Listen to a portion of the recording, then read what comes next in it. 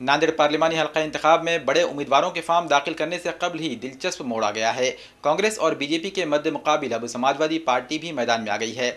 इससे नांदेड़ में मुकाबला सहरुखी होने का इम्कान है। नांदेड़ पार्लिमानी हल्के से कांग्रेस के रियासती सदर अशोक चौहान पर्चे नामजदगी दाखिल कर सकते हैं, लेकिन पर्चे नामजदगी दाखिल करने से कबल ही इन्हें परेशानियों से दो चार होना पड़ सकता है। कांग्रेस का रिवायती मुस्लिम और दलित वोट बैंक कांग्रेस से खिसकने का खदशा जाहिर किया जा रहा है।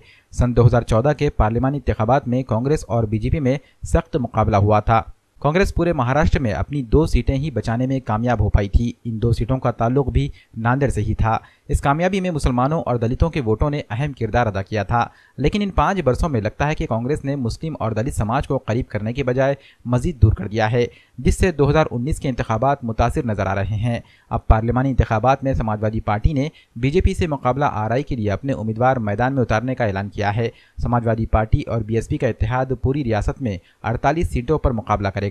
नांदेड़ में समाजवादी पार्टी का उम्मीदवार भी होगा। अबू आसिम आजमी ने मुंबई में मुश्तरका प्रेस कॉन्फ्रेंस में इस बात का ऐलान किया। इन्होंने वाज़ेह किया कि यूपी में सोनिया और राहुल गांधी के लिए 2 सीटों को छोड़ दिया गया था, लेकिन इस तर्ज पर महाराष्ट्र में कांग्रेस को कोई सीट नहीं छोड़ी जा रही है। यहाँ तक कि अबू आसिम आजमी ने अशोक चौहान को भी कांग्रेस का बड़ा लीडर मानने से इनकार कर दिया है। मैं एक बोलना चाहता हूँ, महाराष्ट्र में कांग्रेस का कोई नेता रहता ही नहीं है। जितने हैं सब घुटने टेक हैं, यहाँ बात करते हैं और जाते हैं। फिर अहमद पटेल साहब से मिलते हैं और 3 दिन रखवाते हैं उनको। उसके बाद सोनिया जी और राहुल गांधी की शक्ल कहीं दिखती है और वहाँ अपनी बात ही नहीं बोल पाते। तो यहाँ लीडरशिप नहीं। अगर लीडरशिप होती तो पिछली बार असेंबली के इलेक्शन में समाजवादी पार्टी ने अलायंस किया था और आखिरी दिन रात को पृथ्वीराज चौहान जी ने कहा कि हमें वहां से मैसेज आया, रात को 12 बजे मैसेज करती हैं सोनिया जी कि कल आखिरी दिन है फॉर्म भरने का, अब समाजवादी पार्टी को बीच में रखवा दो, कह दो कि अलायंस टूट गया। तो मैंने कहा फिर आप नेता है कि चपरासी है? समाजवादी पार्टी के रियासती कारगुजार सदर सैयद मोइन का कहना है कि नांदेड़ में मुसलमानों के साथ सियासी नाइंसाफियां कांग्रेस की जानिब से की जाती रही हैं।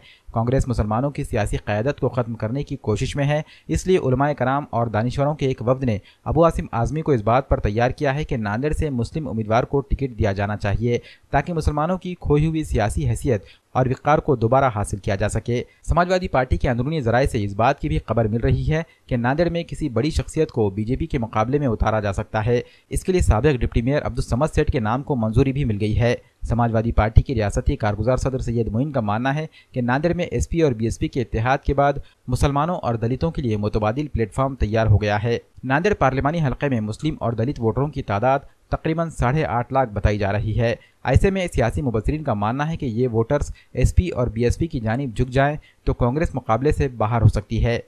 Bureau report, MCN Urdu news.